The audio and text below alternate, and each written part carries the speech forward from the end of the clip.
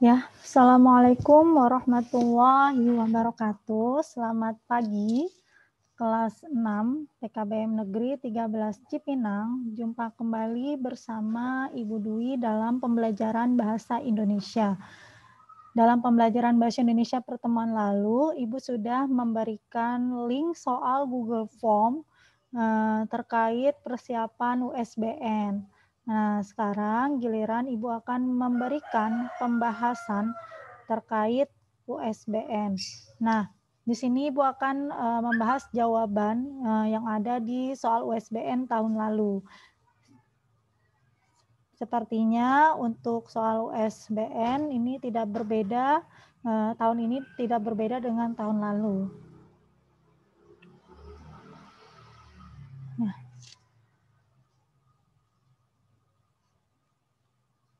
di sini kita lihat ya,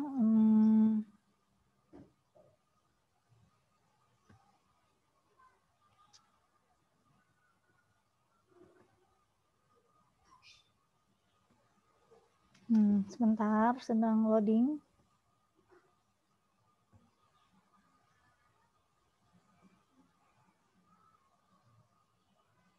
Nah, ini USBN tahun lalu ya. Dan kemarin sudah Ibu berikan di kalian ya. Di sini ada Asfianur, poinnya dari 40 poin ini betul 27. Kemudian wah, ada yang betul 30 nih. Siapa ya? Dorotheus betul 30 untuk pilihan ganda. Ya, kemudian mohon maaf, tadi Dorotheus betul 18. Ya, tadi yang betul 30 itu Khalisa ya. Khalisa betul 30. Bagus sekali ya Khalisa. Dorotheus betul 18 dan Al-Hadid betul 25. Nah, sebenarnya nih kelas 6 ini jumlah pesertanya banyak ya. Nah, Ibu harap kalian semua sudah menyelesaikan soal-soal ini ya, karena akan Ibu berikan penilaian untuk menambah nilai kelulusan. Baik, di sini poin nomor 1 adalah kalimat utama paragraf pertama adalah, nah adik-adik kalau misalkan kalian ada pertanyaan tentang kalimat utama ya, kalimat utama paragraf pertama, nah di sini apabila ada kata paragraf pertama, kalian tinggal baca paragraf pertamanya aja ya, tidak perlu paragraf kedua, paragraf ketiga kalian baca, cukup paragraf pertamanya saja karena untuk mengefisiensikan waktu. Kalimat utama, apa yang dimaksud dengan kalimat utama? Kalimat utama itu adalah kalimat yang menjelaskan tentang ide pokok, atau kalimat yang di dalamnya terdapat ide pokok. Kalimat yang menjadi ide pokok di dalam paragraf pertama tersebut ya. Biasanya kalimat utama ini berupa kata-kata umum ya, kata-kata umum yang dijelaskan. Di sini kita lihat apotek hidup adalah jenis tanaman yang dapat digunakan sebagai obat. Tanaman obat-obatan ini. Nah, apabila ada pengulangan kata, ini bukan termasuk kalimat utama, melainkan termasuk kalimat penjelas. Dengan menggunakan lahan yang sempit. Nah, ini termasuk kalimat penjelas juga karena ada unsur keterangan. Jadi kalau ada pengulangan kata, kata keterangan, kemudian deiksis atau kalimat penunjuk, misalkan ada kata ganti orang mereka, dia, itu, kata hubung, nah itu bukan termasuk kalimat utama, melainkan kalimat penjelas. Jadi kalimat utama itu adalah kalimat yang bisa berdiri sendiri tanpa harus ada kalimat lain. Jadi kita lihat di sini kalimat utamanya ada di kalimat awal ya, kalimat pertama. Jadi apotek hidup adalah jenis tanaman yang dapat digunakan sebagai obat. Nah, ini termasuk kalimat utama. Selain itu apotek hidup ini adalah kata-kata umum ya, kata-kata umum yang bisa dijelaskan di kalimat sesudahnya, gitu ya. Paham? Jadi kalimat utama itu ada kata-kata umumnya dan bisa berdiri sendiri. Ide pokok teks tersebut adalah, nah, di sini kalau ada kata teks, berarti kalian baca semuanya. Ya. Oh iya, kalau menjawab soal bahasa Indonesia, kalian baca dulu soalnya, baru baca wacana atau paragrafnya, baru cocokkan jawaban. Jadi BBC ya, baca soal, baca wacana, baru cocokkan jawaban. Ide pokok paragraf tersebut adalah, di sini salah ya, yang tepat adalah cara perawatan stek batang pada tanaman apotek hidup. Nah, di sini kita lihat, di sini kita tahu bahwa kalimat utamanya adalah apotek hidup adalah jenis tanaman yang dapat digunakan sebagai obat. Nah, kemudian kita cari dulu nih kalimat utamanya ya, atau ide pokoknya. Di sini macam-macam di paragraf kedua termasuk tentang macam-macam dari tanaman obat itu apa saja. Kemudian di sini ada cara menanam apotek hidup. Kemudian di sini ada perawatannya juga ada. Nah, di sini kalau kita cocokkan jawabannya, jadi yang lebih tepat adalah yang cara perawatan sederhana tanaman apotek hidup. Karena terkait jenis tanamannya, di sini nggak disebutkan di dalam pilihan jawabannya, dan yang paling tepat dan yang paling cocok adalah cara perawatan sederhana tanaman apotek hidup.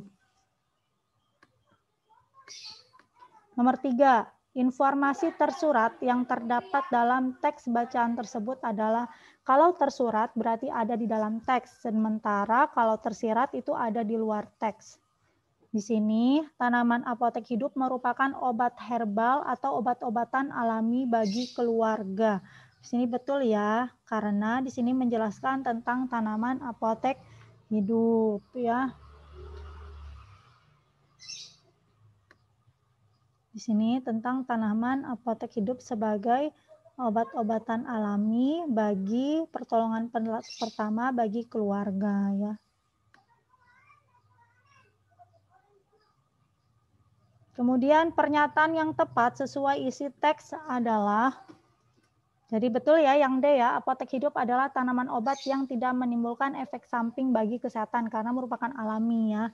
Kalau yang A ini tidak dijelaskan di dalam teks tersebut karena yang dijelaskan adalah pengertian apotek hidup, kemudian jenis-jenis tanamannya, kemudian cara menanam dan merawat apotek hidup ya.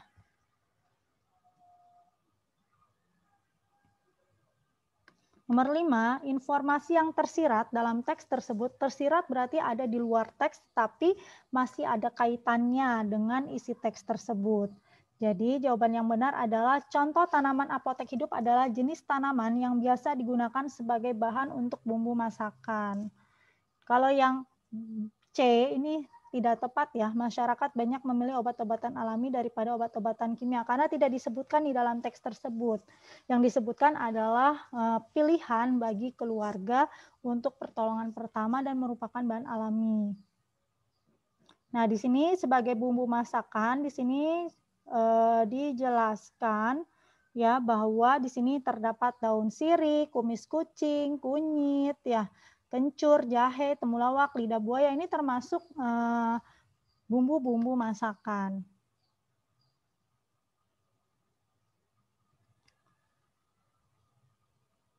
Di sini berikutnya adalah nomor 6 ya. Nomor 6, makna kata daur ulang. Kalau makna berarti pengertian ya. Pengertian itu bisa berarti secara langsung ya, bisa kita lihat di dalam kamus ya, atau berdasarkan konteksnya. Berdasarkan konteks di sini adalah kita lihat dulu kalimat sebelum dan sesudahnya. Kalau misalkan nyambung antara kalimat sebelum dan sesudahnya berarti maknanya secara kontekstual. Di sini ada kata daur ulang. Daur ulang kalau kita dengar, daur ulang kan adalah mengolah kembali sampah menjadi barang yang lebih berguna ya. Di sini ada kata daur ulang. Nah, di sini di kalimat kalimat keempat ya. Kalimat keempat, sebenarnya kita di rumah dapat mengatasi sampah dengan cara daur ulang. Nah, hal tersebut dapat mengurangi jumlah sampah setiap harinya. Nah, di sini adalah berarti tentang mengolah sampah menjadi bahan yang bisa digunakan. Jadi yang tepat adalah yang A. Kesuburan tanah juga menentukan keberhasilan para petani. Antonim. Antonim ini adalah lawan kata ya. Kalau sinonim itu adalah persamaan kata. Antonim itu adalah lawan kata. Antonim dari keberhasilan adalah kegagalan ya. Kalau kesenangan itu antonimnya adalah kesedihan ya. Nah, di sini ada dua teks ya. Kalian bandingkan antara teks pertama dengan teks kedua, baik dari isi maupun cara pembentukannya. Ya, di sini perbedaan isi dari kedua teks tersebut adalah di sini ada Rani dan Rina ya. Kalau Rani ini dia walaupun juara kelas tetapi dia tidak sombong ya. Kemudian kalau Rina ini dia anak yang mandiri ya, dan dia selalu rajin menabung, tidak menyusahkan ayahnya. Ini sama-sama anak baik ya. Berarti Rani memiliki sifat menolong, Rina memiliki sifat mandiri. Walaupun baik ya, tetapi ada perbedaannya nih, baiknya dalam hal apa ya. Jadi kalau kalian sebutkan watak tokoh dari Malin Kundang, jahat. Nah, jahatnya itu apa ya? Sebutkan sifat tokoh dari Kancil, cerdik. Nah, cerdiknya itu apa ya? Jadi harus dijelaskan. Banu tergolong anak yang karena ia senang mengikuti banyak kegiatan di sekolah. Kalau mengikuti banyak kegiatan berarti dia anak yang aktif ya. Karena terkena getaran petir, maka kabel itu pun robek. Nah, robek itu bukan kata baku ya. Jadi kata yang baku adalah sobek. Betul sekali. Ide pokok paragraf tersebut adalah, nah di sini tentang komputer ya. Sekali lagi kita baca dulu soalnya, kemudian cocokkan jawabannya kemudian. Jadi kita baca dulu ide pokok. Ide pokok itu adalah masalah yang dibahas ya, persoalan pokok yang dibahas. Paragraf ini ngomongin apa sih gitu. Jadi komputer sangat meringankan beban manusia dalam bekerja. Komputer dapat membantu manusia. Nah, di sini ada kata meringankan, membantu, berarti termasuk manfaat ya. Jadi yang B ya. Jadi ide pokok itu tidak harus ada di kalimat pertama atau kalimat terakhir ya, tetapi juga bisa menyebar, bisa juga menyebar.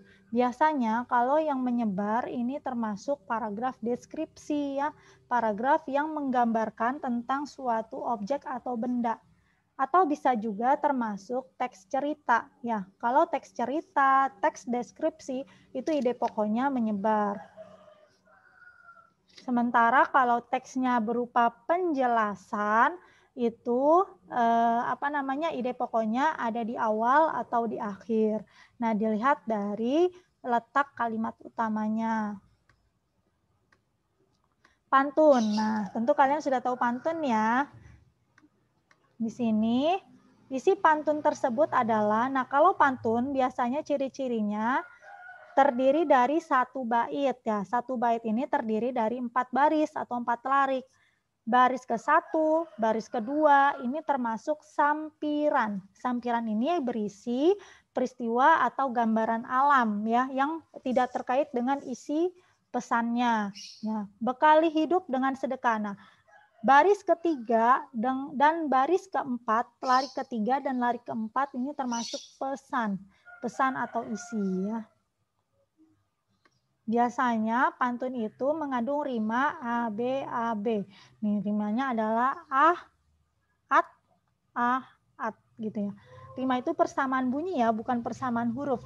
Persamaan bunyi bukan persamaan huruf. Jadi isi pantun tersebut adalah yang C ya, karena sudah tersurat di dalam baris ketiga dan baris keempat.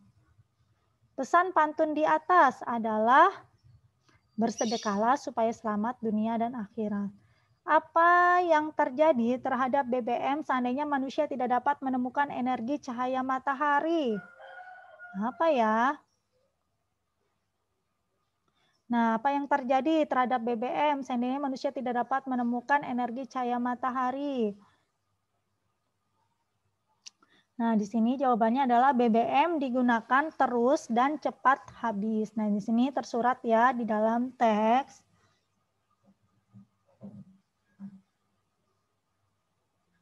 Oh ya, walaupun ini tidak tersurat di dalam teks ya, ini mohon maaf ini termasuk tersirat ya karena tidak ada di dalam teks ya.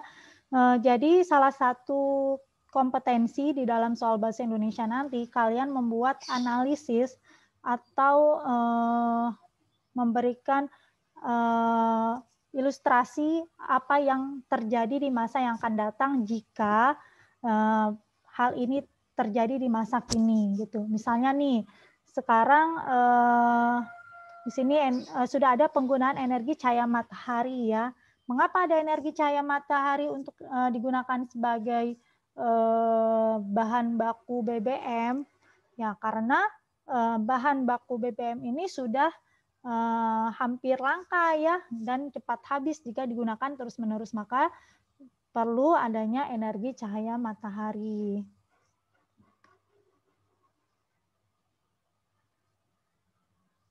Nah, susunan yang tepat agar kalimat tersebut menjadi sebuah petunjuk yang padu adalah, di sini jawabannya adalah yang 3, 4, 1, 2, 5, yang D ya. Di sini tentang cara membuat teh. Ya, jadi pertama siapkan cangkir dan sendok kecil terlebih dahulu ya. Kemudian taruhlah 1 kantung teh. Kemudian masukkan, seduh dulu ya, seduh dulu karena ada yang tidak suka manis ya. Seduh dulu baru masukkan gula, kemudian diaduk ya. Istilah yang tepat untuk melengkapi paragraf tersebut adalah limbah ya. Pabrik yang beroperasi di sekitar sungai sering sekali membuang limbah ke sungai. Peribahasa yang tepat untuk melengkapi teks tersebut adalah, nah peribahasa ini termasuk kata-kata kiasan yang sifatnya berupa nasihat ya. Biasanya disampaikan secara tidak langsung ya. Di sini berat sama dipikul, ringan sama dijinjing, salah ya. Jadi yang tepat di sini walaupun dia menjadi orang sukses ya, tetapi ketika ia pulang kampung ya, di sini ia tetap peduli terhadap tetangganya ya, terhadap lingkungan daerahnya. Jadi cepat kaki, ringan tangan ya.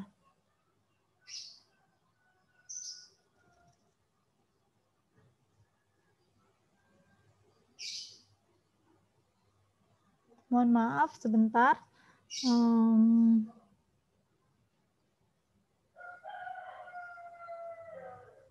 Setelah merantau menjadi orang sukses, Bolang pulang ke kampungnya. Suatu hari saat ia pulang kampung, ia melihat tetangganya kesuksesan untuk memenuhi kebutuhan hidupnya. Bolang pun membeli beberapa hektar sawah untuk dikelola oleh para tetangganya. Dari hasil sawah itu Bolang berharap tetangganya bisa memenuhi kebutuhan hidupnya. Oh, mohon maaf, ini salah ya jawaban yang tepat. Jawaban yang tepat adalah di mana bumi dipijak, di situ langit dijunjung. Nanti akan Ibu perbaiki ya jawabannya dan nilainya tentunya. Jadi jawabannya yang C ya. Mengapa yang C? Jadi walaupun dia berada dimanapun ya, dia tidak sombong gitu ya. Dia tetap ingat dengan daerah asalnya.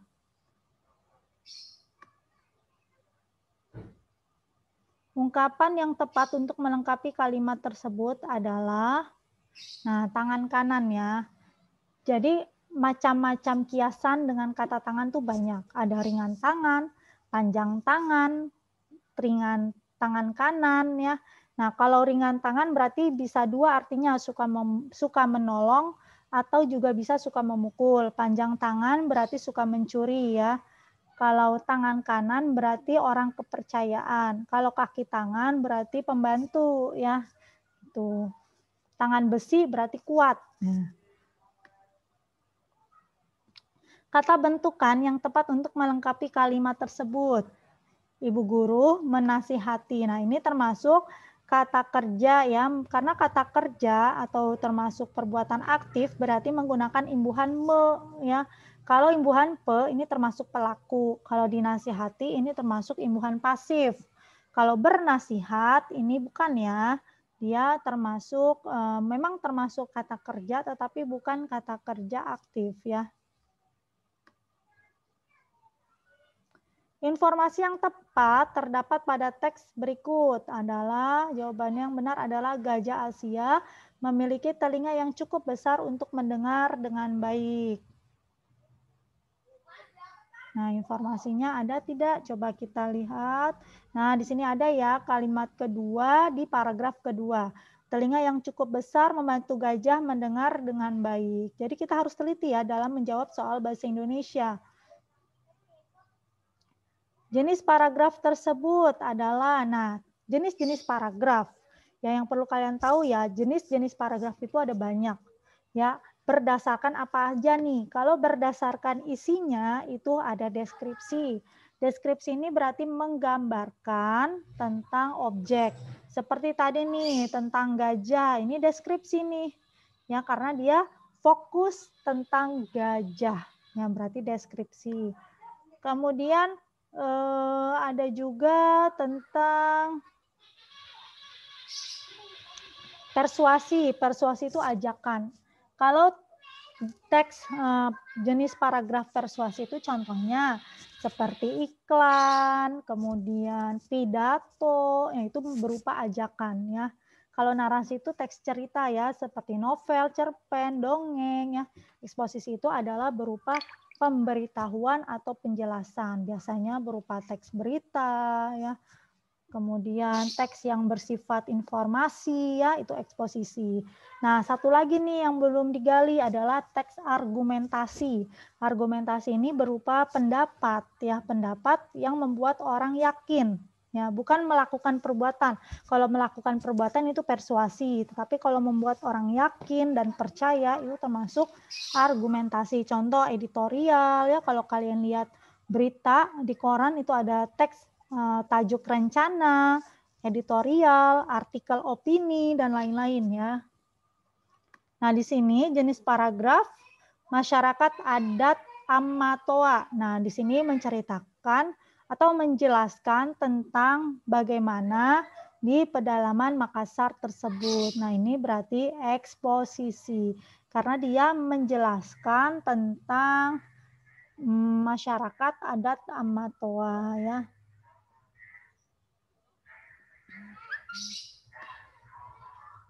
Nah, lalu apa bedanya persuasi sama deskripsi? Kan sama-sama menjelaskan tentang objek. Nah, kalau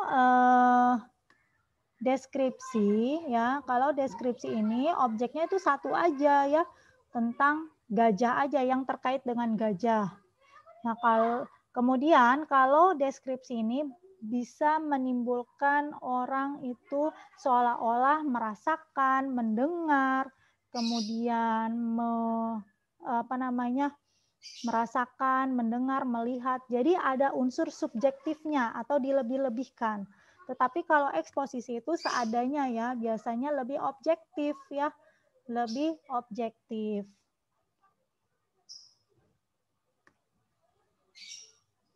Jadi kalau deskripsi itu membuat orang seolah-olah bisa merasakan, mendengar, melihat. Tetapi kalau eksposisi itu seolah-olah membuat orang itu menjadi tahu ya, menjadi tahu tentang informasi yang disampaikan.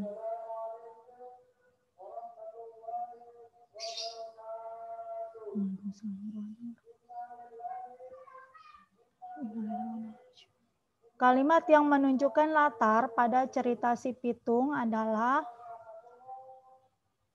nah, latar itu bisa berupa latar tempat, ya waktu dan juga suasana ya. Kalau di sini suatu sore si Pitung melihat kelakuan anak buah Babalim yang bersewenang-wenang. Babalim adalah tuan tanah di daerah tempat tinggal si Pitung. Nah, di sini ada latar waktu ya. Kalau dia bertekad berarti nggak ada ya, ini termasuk peristiwa. Jadi yang ada unsur keterangan waktu, unsur keterangan tempat, suasana itu termasuk latar. Jadi jawabannya yang B. Sebenarnya ini tanpa melihat teksnya juga tahu ya, A, B, C, atau D. Syair. Syair ini bisa kita lihat, syair itu beda ya dengan pantun.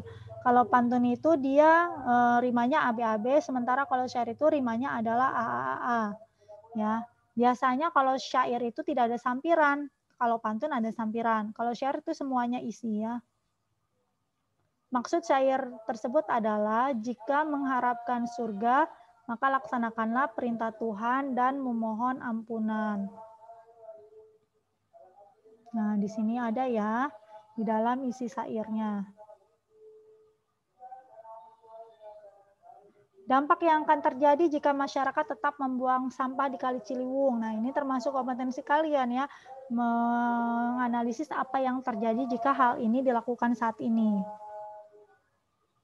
Dampaknya adalah pembuatan transportasi air tidak dapat terwujud. Nah, ini sudah disampaikan secara tersurat di dalam teks tersebut ya.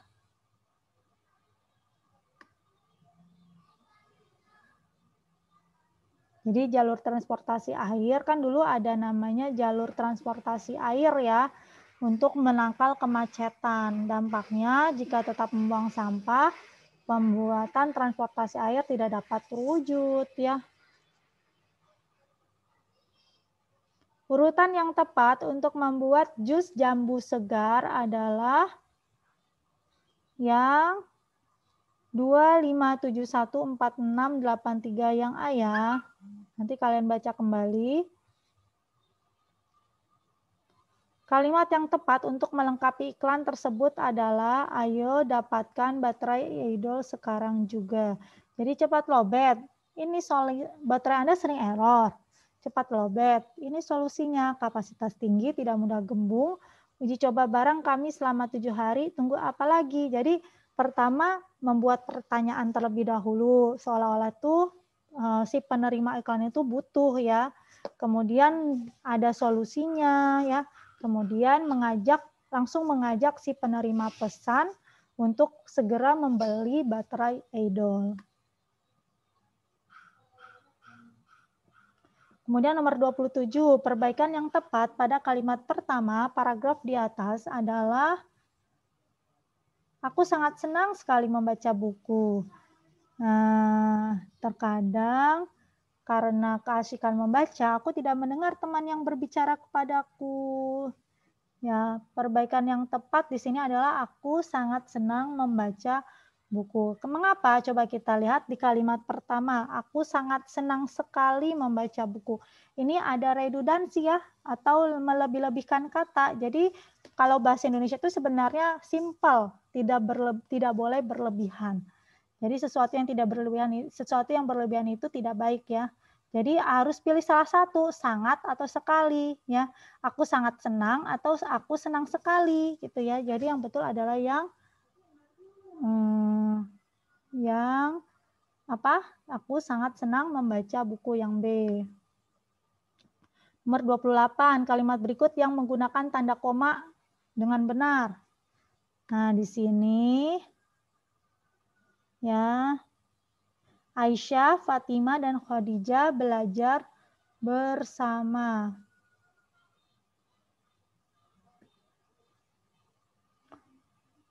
Di sini, mengapa yang A? Salah, tidak tepat, karena toko kue dan toko sayur letaknya bersebelahan. Ini cuma ada dua doang ya. Kalau cuma ada dua kata antara toko kue dan toko sayur, itu tidak perlu tanda koma. Kalau dia lebih dari dua, berarti dia uraian ya, berarti butuh tanda koma. Ya, di sini Ibu pergi ke pasar untuk berbelanja buah duku, salak, dan manggis. Nah, ini kan ada 3 nih. Mengapa salah? Karena seharusnya setelah kata salak, ini ada tanda koma ya. Itu jadi sebelum kata dan itu harus ada tanda koma. Adik menabung sebesar Rp150.000. Nah, ini kita lihat, ini tanda komanya salah ya, seharusnya tanda titik. Tanda komanya seharusnya ada setelah 0 yang terakhir ya. Di sini koma 00. Syafa membeli obat di apotek dengan menggunakan resep dokter. Mengapa apotek itu salah, tidak tepat? Karena yang tepat itu adalah apotek, pakai E ya. Mengapa? Karena berasal dari apoteker. Praktik atau praktek? Ayo, yang tepat yang mana? Yang tepat itu adalah praktik, pakai I ya, karena berasal dari praktikum. Itu ya.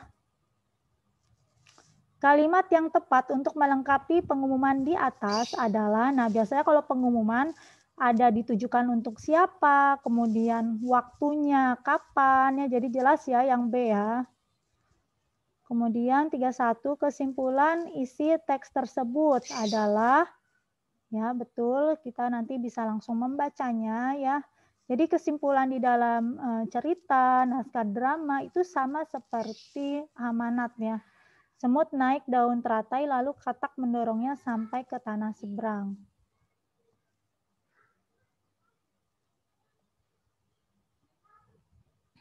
Jadi ceritanya nih ada semut ya yang sedang terjebak ya.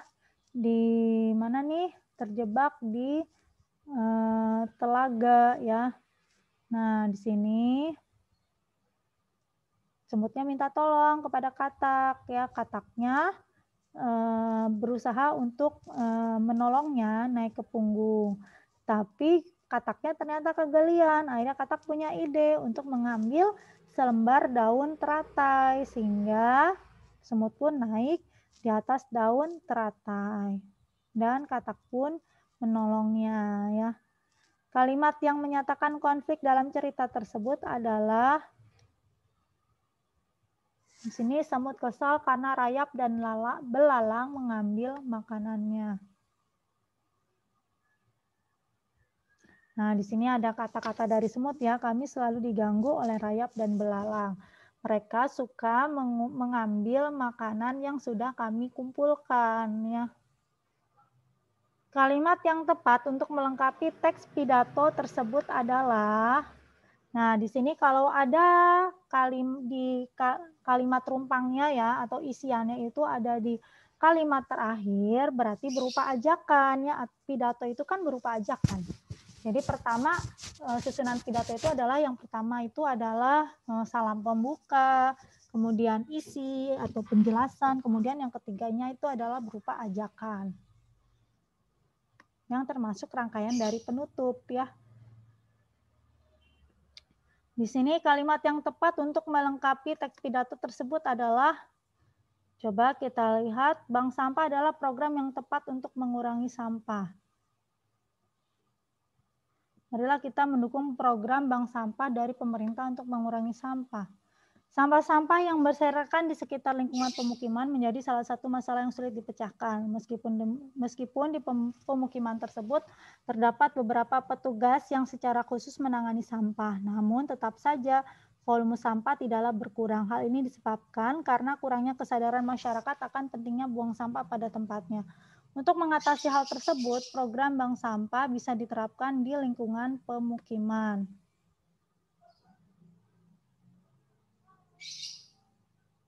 Bentar.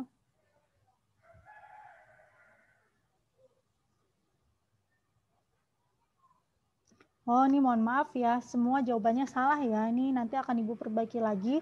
Jadi jawabannya yang tepat adalah yang B ya. Oleh karena itu, masyarakat diimbau agar memilah sampah untuk diserahkan bank sampah. Karena di sini ada kata bank sampahnya ya. Kemudian ada kesimpulannya ya. Kesalahan ejaan dalam paragraf tersebut terdapat pada kalimat koperasi sekolah ini dibuat agar termudahkan warga sekolah dipenuhi kebutuhannya.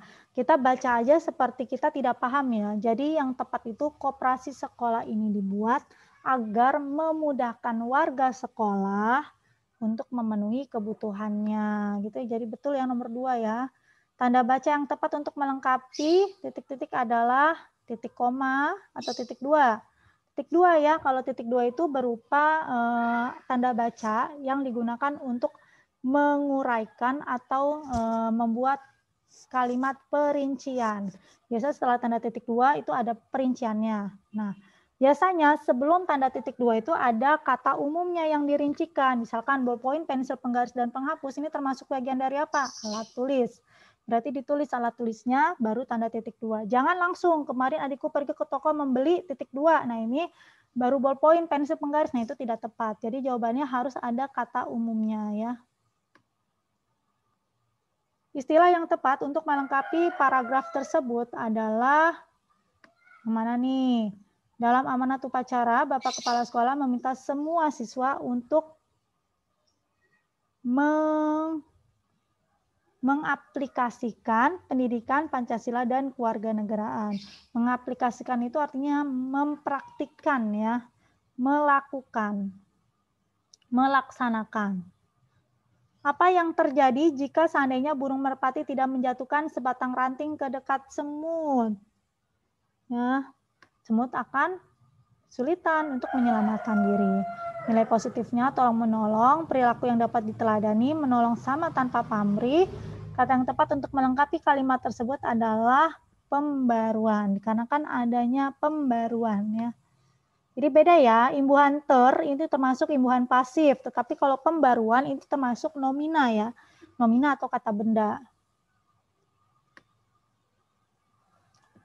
Setelah membaca penggalan cerita di atas, temukan watak setiap tokoh dan amanat cerita. Nah, Rubah ini kan dia mengejar kelinci di hutan. Rubah terjebak di lubang yang dalam ketika sedang mengejar kelinci di hutan. Berkali-kali ia mencoba memanjat dinding lubang untuk keluar tetapi selalu gagal. Tiba-tiba ada kambing tua yang pergi ke sungai melangkah ke dalam. Si Rubah berjanji akan memberi hadiah si kambing tua jika mau menolong. Si kambing tua itu masuk ke dalam lubang. Tak lama kemudian si Rubah berhasil melompat dari punggung si kambing tua dan berhasil keluar. Tetapi setelah keluar si Rubahnya lari meninggalkan si kambing tua. Namun tak lama kemudian si Rubah terperosok ke dalam lubang lain yang lebih dalam. Jadi semua perbuatan jahat pasti ada akibatnya ya. Jadi kalian tidak boleh berbuat jahat apalagi terhadap teman. Pasti akan ada akibatnya. Jadi dari dongeng ini kita bisa mengambil pelajaran ya. Jadi watak si Rubah berarti dia tidak mau berterima kasih, betul sekali ya. Kemudian kambingnya sifatnya penolong, Rubahnya berarti apa? Mau menang sendiri, egois ya. Nah, di sini kalian tinggal menyusun kalimat-kalimat di nomor 2 menjadi kalimat yang padu. Biasanya kalau ada kata iya berarti bukan kalimat pertama. Ya, berarti kalau sambil berarti ada kata hubung, berarti bukan. Sampai di perpustakaan termasuk kata hubung. Jadi kalimat pertamanya itu adalah bel tanda istirahat berbunyi jika bergegas keluar kelas. Ia langsung menuju ke perpustakaan. Sampai di perpustakaan, jika mencari buku yang ingin dibacanya, sambil mencari buku, jika teringat kalau ternyata dia belum mengumpulkan tugasnya. Jadi nyambung ya, betul sekali nih ya. Asfianur. Nah, di sini buatlah percakapan singkat dengan tema menjaga kebersihan di tengah pandemi COVID-19. Nah, ini sudah betul ya. Seharusnya kalau percakapan itu harus ada tanda titik 2, ya misalkan A titik 2 gitu ya. Buatlah kalimat kritik dengan disertai alasan yang logis tentang COVID. Nah, biasa kalau kalimat kritik itu biasa ada kata sebaiknya, seharusnya ya, meskipun demikian gitu ya. Akan tetapi, nah ini termasuk kalimat kritik. Baik, sampai di sini perjumpaan kita kali ini. Semoga kalian paham. Kurang lebihnya Ibu mohon maaf ya. Sampai jumpa. Wassalamualaikum warahmatullahi wabarakatuh.